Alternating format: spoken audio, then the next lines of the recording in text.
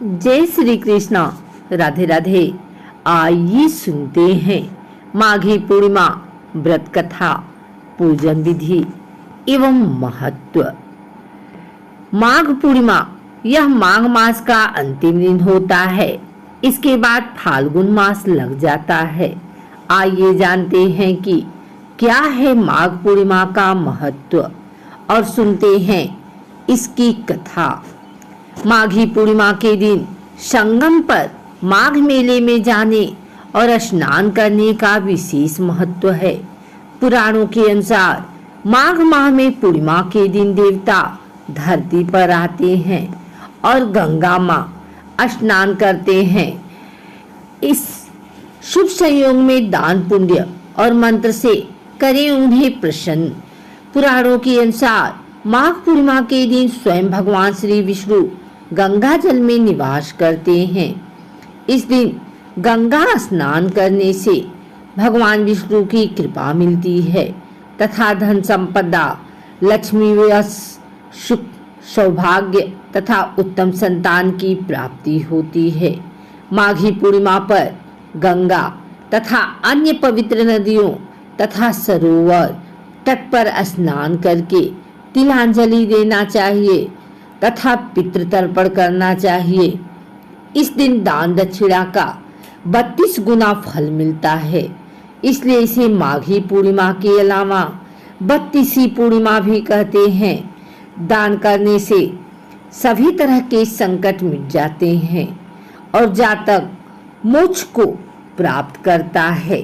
पूर्णिमा पर माता लक्ष्मी के मंत्रों का जाप करना चाहिए।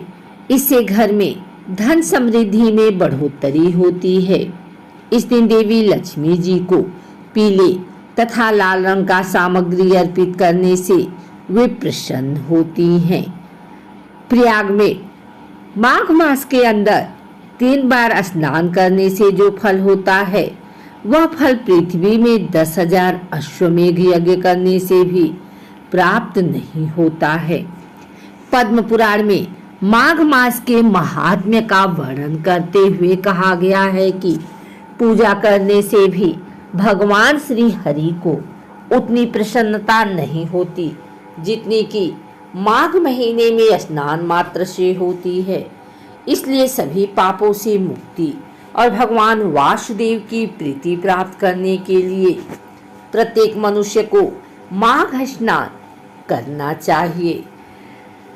माघ पूर्णिमा की कथा। पौराणिक कथा के मुताबिक नर्मदा नदी के तट पर शुभ्रवर्त नामक विद्वान ब्राह्मण रहते थे, लेकिन वे काफी लालची थे। इनका लक्ष्य किसी भी तरह धन कमाना था और ऐसा करते करते इस समय से पूर्व ही वृद्ध दिखने लगे और कई बीमारियों की चपेट में आ गए। इस बीच उन्हें अंतर्ज्ञान हुआ कि उन्होंने पूरा जीवन तो धन कमाने में बिता दिया, अब जीवन का उद्धार कैसे होगा। इसी क्रम में उन्हें माघ माह में स्नान का महत्व बताने वाला एक श्लोक याद आया। इसके बाद स्नान का संकल्प लेकर ब्राह्मण नर्मदा नदी में स्नान करने लगे। करीब 9 दिनों तक स्नान के बाद उनकी तबीयत ज्यादा खराब हो गई और मृत्यु के समय आ गया। वे सोच रहे थे कि जीवन में कोई सत्कार्य न करने के कारण उन्हें नरक का दुख भोगना होगा, लेकिन वास्तव में मात्र 9 दिनों तक माघ मास में स्नान के कारण उन्हें मोक्ष की प्राप्ति हुई। आइए सुनते हैं पूर्णिमा व्रत की कथा। कांतिका नगरी में धनेश्वर नाम के ब्राह्मण अपना आजीवन भिक्षा मांगकर निर्वाह कर रहा था। उसकी कोई संतान नहीं थी। एक दिन उसकी पत्नी नगर में भिक्षा मांगने गई, परंतु सभी ने उसे बाज कहकर भिक्षा देने से इनकार कर दिया। फिर किसी ने ब्राह्मण दंपति को 16 दिन तक माँ काली की पूजा करने को कहा। उन्होंने विधिवत पूजा करके आराधना की और तब उनकी आराधना से प्रसन्न होकर माँ काली ने दोनों को संतान प्राप्ति का वरदान दिया और कहा कि अपने सामर्थ्य के अनुसार प्रत्येक पूर्णिमा को तुम दीपक जलाओ। इस तरह हर पूर्णिमा के दिन तक दीपक बढ़ते जाता है जब तक कम से कम 32 दीपक न हो जाएं।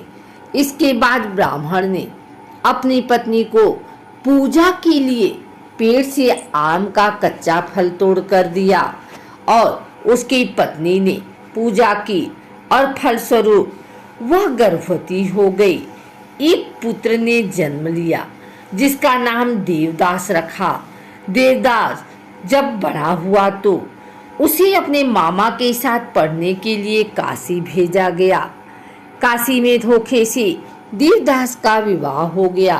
देवदास ने कहा कि वह अल्पायु है, परंतु फिर भी जबरन उसका विवाह करवा दिया गया।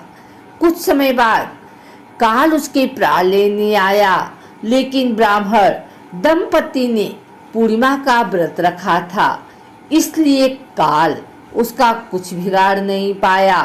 तभी से कहा जाता है कि पूर्णिमा के दिन व्रत करने से संकटों से मुक्ति मिलती है और सभी मनोकामनाएं पूर्ण होती हैं।